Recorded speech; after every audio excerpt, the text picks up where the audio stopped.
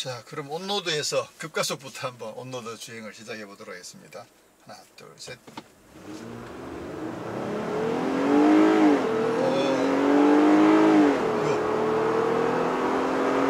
이게 힘이 여유가 있으니까 가속이, 이거 뭐야? 와, 이게 가속이 생각보다 엄청 시원시원한데요. 이게 이 대형 큰 덩치랑 진짜 어울리지 않게 가속이 진짜 깔끔하게 잘 되는 것 같아요. 그리고 사운드도, 엔진 사운드가 이게 좀 어떻게 보면 6기통의 아주 매끄러운 사운드가, 이게 되게 유명한 엔진이잖아요. 지금 크라이슬러랑 이쪽 그룹 계열에서 다들 쓰고 있는 상당히 매끈한 엔진인데, 이상하게 글래디에이터에 와서 방음을 잘 안 했나, 뭔가 좀 이상한지 회전이 올라가니까 사운드가 좀 약간 날소리 같은 그런 소리가 나긴 하는데, 근데 일단 뭐 가속은 굉장히 시원시원하고 잘 됩니다. 자, 그리고 일단 뭐 온로드에 올라오면 아무래도 이제 타이어의 특성이 제일 먼저 이제 느껴지고요. 속도가 많이 올라가면 올라갈수록 그 타이어가 아무래도 안정성을 조금 확보하기가 힘들거든요. 이게 워낙 그 트레드 자체가 깊잖아요. 그러다 보니까 노면에 접지되는 느낌이 아니고, 이것도 약간은 고속에서 버티긴 조금 무리가 있지 않나라는 생각을 해보거든요. 그러다 보니까 고속으로 가게 되면 타이어 특성 자체가 사실 버티지 못하기 때문에 굳이 이 차를 가지고 그렇게 고속을 달리지도 않으시겠지만, 그래서 고속 주행은 조금 잘 안 어울리는 건 확실한 것 같고요. 그리고 일단 100km 정도로만 주행을 하더라도 지금 노면의 소음 자체가 요거는 소음도 소음이지만 그 소음의 특성이 일반적인 그 소음이 좀 나는 자동차들의, 소형차들, 이런 차들의 그 노면 소음이랑은 또 좀 약간 달라요. 그래서 음색이 약간은 뭔가 쉐한 느낌이 좀 표현하기가 좀 애매한데, 그래서 음색이 살짝 달라서 이 오프로드 특성 타이어가 온로드에서 이제 주행을 할 때 어떤 소음이 나는지 좀 약간 고민을 하게 되는데, 그렇다고 해서 전반적으로 그 소음의 크기가 아주 강하지는 않아요. 다행히 기본적으로 이쪽은 뭐 그런 대로 방음이 좀 돼 있는 것 같고, 특히나 노면 소음 자체가 이 차가, 제 생각에는 차가 노면에서 좀 많이 올라와 있잖아요. 그러다 보니까 보통 소형차들이 노면 소음이 실내로 많이 들어오는 것보다는, 우려했던 것보다는 노면 소음이 조금 적게 들어온다라는 생각을 하게 됩니다. 그래서 뭐 일반적인 고속도로 제한 속도인 100km, 110km 이 정도 범위 내에서는 조금 시끄럽긴 하지만, 그래도 이 정도면 온로드를 아주 우려할 만큼은 절대 아니에요. 예전에 그나마 랭글러 같은 경우도 JK 이후에는 좀 많이 좋아졌죠. JK도 조금 시끄럽긴 하지만 그래도 JK 때부터는 그래도 많이 좋아졌다라고 생각을 하고, 그 이전에는 사실 랭글러가 오프로드에서는 펄펄 날지만 그 차를 가지고 오프로드까지 가는 과정은 사실 조금 인내의 시간입니다 라는 생각을 하게 되는데, 지금 이 차라면, 지금 이게 글래디에이터잖아요. 랭글러 사하라도 아니고. 근데도 이 차 가지고 저희가 뭐 부산까지 간다고 하더라도 좀 갈 수 있을 것 같아요. 터널에 들어왔는데도 소음 차이가 약간은 나는데, 이 위쪽의 공명음은 조금 커지고, 상대적으로 노면에서 들어오는 소음은 상대적으로 조금 작은 느낌이 들긴 하거든요. 근데 전체적으로 방음은 그래도 아무래도 노면 소음이 좀 제일 많이 올라오고, 위쪽은 생각보다 방음이 나쁘지는 않습니다. 여기 지금 바람 소리가 별로 안 들어오는데요. 처음 이 차 시승차를 처음 받았을 땐 여기서 바람 소리가 꽤 많이 들어왔거든요. 그래서 이거 바람 소리 어떡하지 했는데, 아니나 다를까 이게 지금 피스가 분리되는 거잖아요. 그래서 혹시나 하고 요거를 뗐다가 다시 조립을 했더니만 지금 여기 바람 소리 별로 안 들어오거든요. 그만큼 지금 이 커버의 밀폐력도 상당히 나쁘지 않은 것 같습니다. 그래서 지금 이 정도라면 아무래도 일반 아주 정숙한 그런 SUV나 승용차들에 비해서 소음이 좀 큰 건 사실이긴 한데, 이 차가 글래디에이터인 걸 감안하면 온로드 실력도 이 정도면 저는 나쁘지 않다고 생각합니다. 진짜 이 정도 가지고 뭐 부산 갔다 오라고 그래도 저는 충분히 갔다 올 것 같아요. 만약에 글래디에이터를 실제로 어떤 화물 용도로 사용한다, 근데 부산에다가 차를 뭔가를 배달을 해야 된다, 그러면 뒤에 짐 싣고 부산 가는 거죠. 물론 이제 연비가 떨어지기 때문에 그 부분이 조금 걱정이긴 한데, 필요하면 할 수 있다라는 거, 그렇죠? 자, 그러면 이 차에는 지금 수동 모드도 있거든요. 그럼 이거를 수동 모드를 한번 써보면 기어가 자동 8단 변속기가 장착이 되어 있는데 수동 모드에서 기어 레버를 앞으로 밀면 기어가 내려가는 거예요. 그래서 전에도 말씀드린 것처럼 이걸 보통은 앞으로 밀면 올라가는 경우들이 많은데 좀 스포티한 차들, BMW를 중심으로 해서 좀 스포티한 차들이 기어 레버를 앞으로 밀면 기어가 내려가거든요. 요거는 실제로 이게 훨씬 더 스포티한 특성에 가깝다라는 거죠. 그래서 회전수 보정이 어느 정도는 됩니다. 레드존은 6000rpm을 조금 넘겨서 변속을 하네요. 근데 이렇게 해보니까 확실히 소리가 재밌네. 이거 그 고회전 조금 길들이게 해가지고 타면 나름 재밌을 것 같은데 이거. 글래디에이터 가지고 별걸 다 하는구나. 사실 솔직히 말씀드려서 글래디에이터가 자꾸 마음에 들거든요. 그래서 언젠가는 이 차를 하나 장만해야 되나 이런 생각을 하는 입장이다 보니까 궁금했던 것 이것저것들을 막 다 한 번씩 해보는 거죠.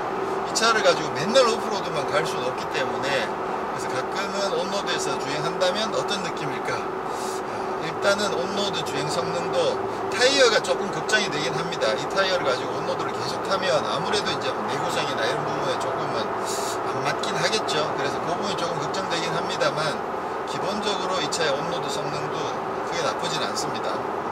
이게 사하라가 없기 때문에 사하라가 있으면 아무래도 훨씬 더 온로드 주행 성능이 조금 더 좋을 텐데 랭글러 루비콘밖에 없는 상황이라 글래디에이터는 루비콘이 훨씬 더 잘 어울리는 세팅이긴 하죠.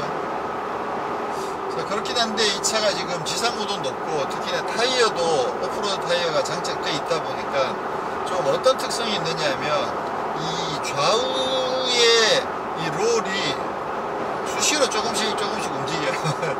그래서 이 차체를 네 바퀴가 짱짱하게 버티고 가는 게 아니라 약간은 요트를 타고 있는 듯한 그런 느낌. 그래서 뭐 스티어링 휠 변하는 것도 변하는 거지만 휠 넘어갔다 핸들 이게 약간 돌렸다가 돌아올 때 이 차체 롤이 따라오는 게 반박자 늦어요. 그래서 이게 움직여 보면 자꾸 이게 휘청휘청하는 느낌이 조금 들거든요. 그거는 뭐 지상고가 높은 것도 그렇긴 하지만 또 타이어 특성이 좀 더 강하지 않을까 그런 생각을 합니다. 그래서 이 차는 온로드를 탈 때는 아무래도 이제 그런 부분을 감안해 가지고 지금 뭐 100km 정도에서도 이 정도의 그 롤이 일어나고 있어서 그 부분은 좀 이해를 하시고 타셔야 될 것 같고요. 고속에서 이렇게 좌우로 약간씩 휘청거리는 이 부분은 지난번 어쩌면 그 S80 때 말씀드린 내용이랑 조금 비슷한 부분들도 있을 것 같아요. 뭐냐면 이게 랭글러에 비해서 휠 베이스가 굉장히 많이 길잖아요. 그러다 보니까 이게 전체적으로 이 바퀴 4개를 사각형으로 그렸을 때 이게 굉장히 긴 직사각형이 되는 거죠. 휠 베이스가 상대적으로 더 많이 일반적인 차들보다 휠 베이스가 상대적으로 많이 긴 편이다 보니까 그러다 보니까 물리적으로 더 이 좌우 롤에 대해서 조금은 더 취약한 면도 있지 않을까 그렇게 생각을 해봅니다. 그래서 그 부분 확실히 주행을 해보면 약간 차가 이렇게 하다 보면 얼핏 이게 쓱 넘어가 있고 이런 느낌들이 조금 있거든요. 그래서 그 부분 확실히 조금은 익숙해질 필요가 있다는 생각이 드네요. 자, 그리고 이 차에도 스마트 크루즈 컨트롤이 적용되어 있습니다. 예. 그래서 스마트 크루즈 컨트롤을 한번 써보면 차량 거리도 조절이 되고요. 이 스티어링 어시스트는 안 되죠. 아무래도 이게 스티어링 어시스트가 되려면 이게 전자식 파워 스티어링이 들어가야 되는데 이 차는 뭐 오프로드를 메인으로 하는 차다 보니까 스티어링 어시스트까지는 지원이 안 되는 거죠. 그리고 속도를 이렇게 알아서 줄이고 있죠. 앞차를 따라서. 그리고 지금 아직 테스트를 못 해봤는데 이게 전자식 브레이크가 아니잖아요. 그러다 보니까 완전 정차할 때까지 이게 스마트 크루즈 컨트롤이 작동하지는 않을 건데 꽤 낮은 속도 거의 한 10km 정도까지 내려갈 때까지도 스마트 크루즈 컨트롤이 잘 작동하고 있었습니다. 그 부분이 이따 확인을 한번 해볼게요. 그래서 스마트 크루즈 컨트롤까지 있는 만큼 참 뭐 장거리 주행하기에도 크게 어렵지 않은 오프로드 성능은 극대화되어 있으면서 온로드 성능도 충분히 이 정도면 뭐 억셉트 할 수 있어 라고 할 만큼 잘 갖춰져 있다, 이렇게 판단을 하셔야 되겠죠. 다만 통풍 시트가 없다는 것, 이 차에 헤드업 디스플레이 없는 거 오케이, 그것까지는 오케이. 그것도 있으면 더 좋긴 하겠지만, 근데 이제 헤드업 디스플레이 없는 것까지는 인정을 하는데, 통풍 시트는 그래도 이제는 통풍 시트는 좀 있으면 좋겠다, 이런 생각이 드네요. 지금 엉덩이가 따뜻해져 오고 있습니다. 자, 그리고 여기에는 오디오는 알파인이랑 협업한 오디오가 장착되어 있습니다. 스피커가 7개짜리 오디오가 장착되어 있는데, 알파인 로고가 찍혀 있지는 않아요. 알파인이랑 협업을 해서 만든 스피커다, 이런 이야기죠. 아, 이거 뭐야 이거. 이 차가 생각보다 힘도 괜찮고 또 가솔린 자연흡기 엔진이다 보니까 온로드 실력이 진짜 괜찮은데, 자꾸 그런 생각이 들다 보니까 여기까지 왔습니다.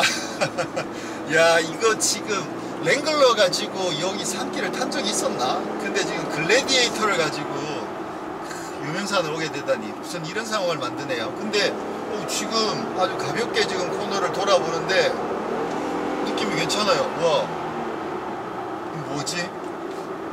이거 뭐야 이거.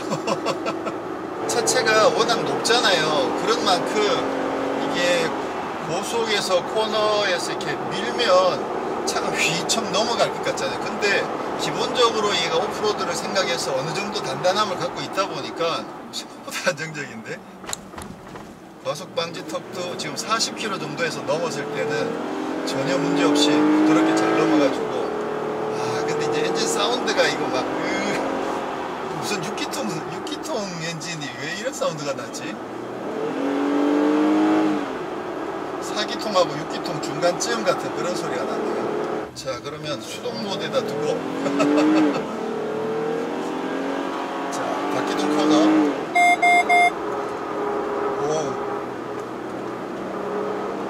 오브가 살짝 나네요. 근데 지금 이제 당연히 전자장비가 들어있다 보니까 전혀 뭐 문제없이 잘 잡아주는데, 부드럽게 컨트롤을 잘 해줍니다.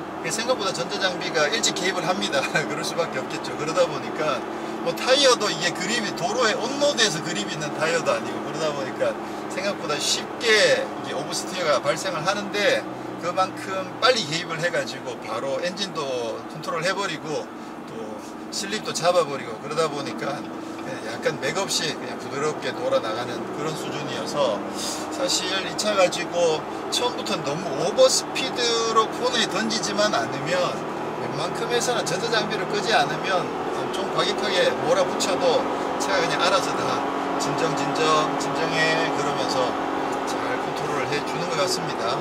자, 지금 이게 수동 모드다 보니까 밀어붙이는 힘이 좋은데요. 자, 이게 지난번에 랭글러 때도 말씀을 드렸는데, 이게 기어가 내리는 게 앞으로 밀면 마이너스거든요. 이게 약간 좀 스포티한 설정이에요. 자동으로 시프트업이 되긴 하는데, 그래도 뭐야 지금 글래디에이터 가지고 이거 타는 맛이 나쁘지 않습니다. 이렇게 했을 때 기어를 앞으로 밀면 2단으로 내려간다는 거죠. 거의 한 6500rpm까지 6400rpm 정도까지 쓰거든요. 그러다 보니까 지금 계속 ESP에 번쩍번쩍 불이 들어오죠. 하체는 진짜 괜찮은 것 같아요. 산길을 타기에도 하체가 롤을 많이 잡아주기 때문에 정말 높은 지상고 대비 롤을 굉장히 잘 잡아줍니다.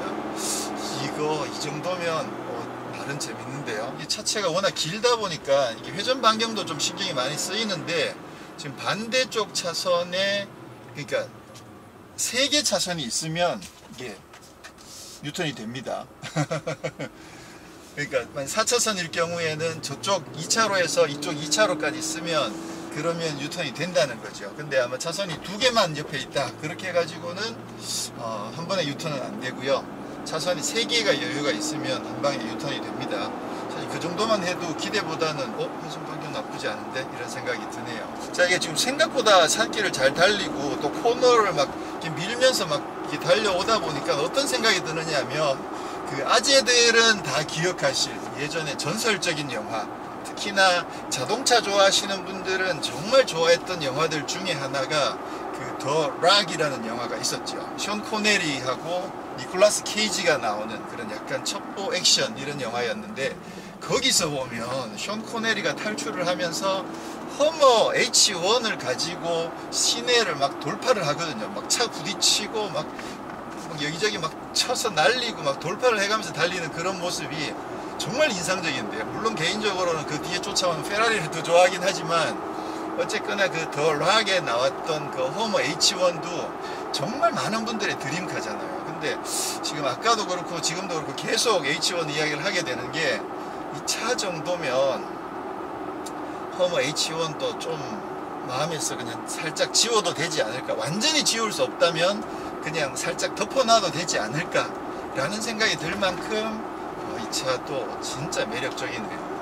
랭글러랑은 또 다른 매력. 랭글러가 분명히 좋긴 하죠. 근데 랭글러보다 좀 더 어떻게 보면 터프한 이미지, 이게 오프로드 실력만 가지고는 랭글러가 더 좋을 수밖에 없죠. 휠베이스가 훨씬 더 짧기 때문에 그건 인정하지만, 근데 이 차의 활용도를 생각해 보면 이 차가 좀 더 터프한 이미지가 난다라는 거죠. 야, 이거 뭐 참 재밌네요. 산길까지도 재밌네요 이거. 자, 오늘 이렇게 해서 많은 분들이 기다리시고 저도 정말 궁금하게 기다렸던 지프의 글래디에이터 시승을 했습니다. 자, 글래디에이터는 지프 랭글러 JL 뒤쪽에다가 이제 화물칸을 장착한 그런 이제 바디 온 프레임, 어차피 바디 온 프레임이기 때문에 그 프레임을 좀 길게 늘리는 건 조금 더 쉬웠겠죠. 픽업 트럭이고요. 앞부분이랑 1열, 2열까지도 사실 거의 랭글러 JL이랑 거의 비슷한 상황이어서 뭐 아주 익숙합니다. 그리고 차체가 길어진 만큼 주행 감각에서 약간 차이가 있고, 파워트레인은 JL에서 사용하고 있는 2.0 터보 엔진 대신 자연흡기 V6 3.6 펜타스타 엔진을 장착을 해가지고, 일단 온로드에서도 그렇고 오프로드에서도 그렇고, 일단 지금 공차인 상황에서는 힘도 뭐 상당히 넉넉하고 가속력도 상당히 뛰어나고, 그래서 엔진 쪽은 뭐 아주 마음에 드는 것 같습니다. 변속기 8단 변속기도 뭐 그냥 무난한 수준인 것 같고요. 그런 반면에 아무래도 이제 지금 화물을 잔뜩 실었을 때 이런 부분들은 테스트를 못 해봤지만, 아무래도 이 차가 랭글러 베이스인 만큼 오프로드 성능은 정말 어마어마한 것 같아요. 당연히 차체가 길어진 만큼 중간에 배가 닿는 부분, 그죠? 이 부분이랑 뱅크각, 그 다음에 뒤쪽 오버행이 길어져서 뒤쪽 탈출각, 이런 부분들은 분명히 손해를 보겠죠. 그래서 그 부분은 만약에 오프로드에 들어가게 되면 랭글러 대비 좀 조심해야 되는 부분이긴 합니다만, 그런 부분들을 제외하고 뭐 엄청 높은 최저지상고, 그리고 강력한 사륜 구동 시스템, 그런 것들을 통해서 정말 강력한 오프로드 성능을 발휘를 해주는데요. 그 여기 보시면 뭐 스웨이바 분리하는 거, 그 다음에 오프로드 플러스 뭐 이런 기능들은 사실 뭐 거의 테스트해 볼 일이 없어요. 특히나 이 4L도 사실은 거의 테스트해 볼 일이 없을 만큼 일상적으로 우리가 접하는 그런 오프로드에서는 거의 뭐 4H 오토만 가지고도 이 기본 스탠스 자체가 워낙 좋기 때문에 4H 오토만 가지고, 혹은 4H 뭐 파트타임 정도만 하더라도 뭐 웬만한 곳은 다 커버할 만큼 정말 강력한 오프로드 성능을 갖추고 있습니다. 뭐 기회가 되면 이런 것들은 사실 조심해서 테스트를 해야 되거든요. 조금 무리하게 되면 차체가 상할 수도 있고, 강에 도하하는 깊이라든가 어떤 진흙, 볼밭 이런 경우에도 그게 이 차가 감당할 수 없는 수준에 있는데 만약에 무리해서 들어가면 탈출을 못 하잖아요. 그렇게 되면 이제 위험한 상황이 빠지기 때문에, 그럴 경우에는 미리 이제 팀으로 움직여서 뭐 충분히 군환할 수 있는 그런 시스템을 갖춘 상태에서 테스트를 해야 될 것 같고요. 저희가 오늘 시승 차원에서는 정말 뭐 어마어마한 오프로드 성능을 갖고 있다, 또 온로드에서도 기대 이상으로 상당히 편안한 그런 주행 감각을 갖추고 있다. 근데 심지어는 산길에서도 와인딩을 타는데 지금 일반 도로에서 이렇게 휘청휘청 이런 느낌이, 차라리 본격적으로 산길에 와인딩에 들어가니까 오히려 롤을 어느 정도 잡아주면서 비교적 나름 재밌게 잘 달려주더라는 거죠. 물론 이제 타이어의 한계가 있어서 이 차가 뭐 아주 막 횡지를 급하게 느낄 수 있는 수준까지는 아니지만 꽤 빠른 속도로 산길을 달리더라도 균형이 무너지지 않는 그런 수준이어서 사실 전반적으로 상당히 괜찮다라는 생각을 하고 있고요. 특히나 지금 글래디에이터 같은 경우는 루비콘만 들어오는 상황이기 때문에 좀 더 오프로드에 더 많이 특화되어 있다. 이 타이어 특성만 잘 고려해 가지고 온로드 주행이나 아니면 뭐 평상시에 운영하는 방법, 그런 부분들을 잘 활용하시면 좋겠다라는 생각을 하게 됩니다. 자, 그러면 이제 이게 가격이 6,990만 원이거든요. 7천만 원인 거죠. 이게 그 랭글러 루비콘 4도어 모델이 5,990만 원이니까 정확하게 딱 1,000만 원이 더 비싸요. 그 상태에서 엔진은 배기량이 더 높고, 그렇긴 하지만 이 차 같은 경우는 이제 화물차로 분류되기 때문에 연간 세금도 싸고, 또 사업자이신 분들은 부가세 혜택도 받을 수 있고, 그런 관점에서 봤을 때 이 차는 목적 자체가 조금 분명해지지 않나 라는 생각을 하게 됩니다. 유지비, 세금은 싼데 배기량은 좀 크다. 그래서 주행거리가 평소에 많지 않으면서 레저용으로만 가끔 활용하시는 분들한테는 오히려 뭐 나쁘지 않은 그런 상황이고, 특히 이제 사업 목적으로 쓰시는 분들은 좀 더 좋은 조건에서 사실 수도 있고, 그래서 사실 많은 분들이 궁금해 하시고, 제가 봤을 때는 정말 많은 분들이 갖고 싶어 하실 것 같아요. 그렇긴 하지만 현실적으로 굳이 이렇게 큰 SUV, 굳이 이렇게 큰 픽업 트럭, 그리고 이 가격, 랭글러 뭐 이런 부분들이 사실 부담이 되실 수도 있어서 마음속에 글래디에이터 한 마리쯤은 다 품고 계시지만 그렇죠.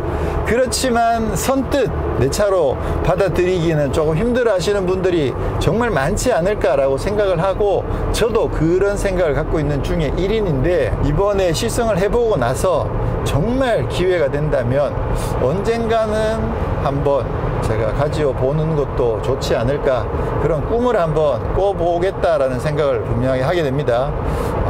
정말 매력적인 것 같아요. 자, 글래디에이터도 이제 지금부터는 만약에 구입을 하시려고 하면 아마 줄을 좀 많이 쓰셔야 되는 그런 상황이 될 것 같습니다.